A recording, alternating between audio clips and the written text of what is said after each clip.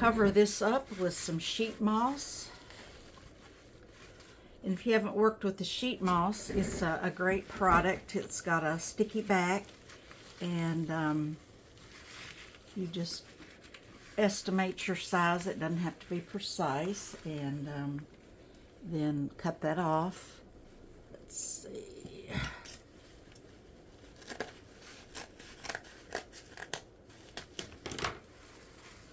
And then sometimes you'll have trouble getting it started, but just use, be patient and use your nails and pull the backing away.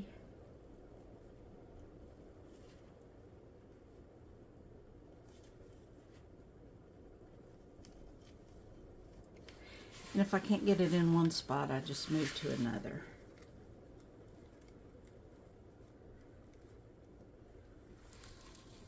And that's what it looks like as you're pulling it off. The moss is adhered to a clear, sticky surface. And you just lay it down, and then you can just tuck it in. Tuck, tuck, tuck. Doesn't have to be perfect whatsoever. And that just helps, hopefully it helps you not use quite as much product to try to cover the white surface. You've got a green surface that is going to blend in better. That's the purpose of the moss. I have stuffed moss in at the end, just natural moss. Like I can do that if this shows, or, and then I've got an edge over here that I will cut another piece to go right down in there. This stuff does get all over you. That's why I wear an apron, but no big deal. Oh, look, I saved a little piece of moss from another project, stuck it to a bin down there, and now I'm just going to cut that.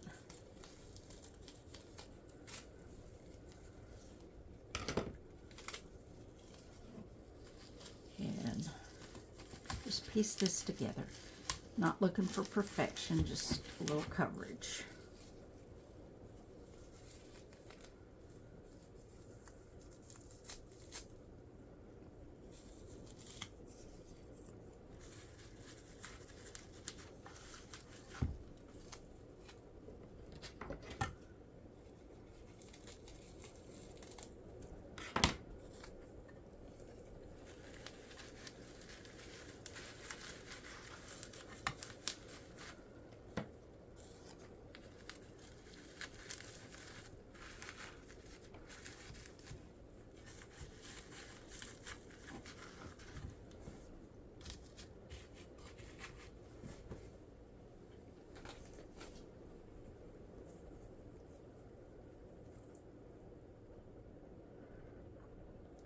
Reached down into my bin and found another little chunk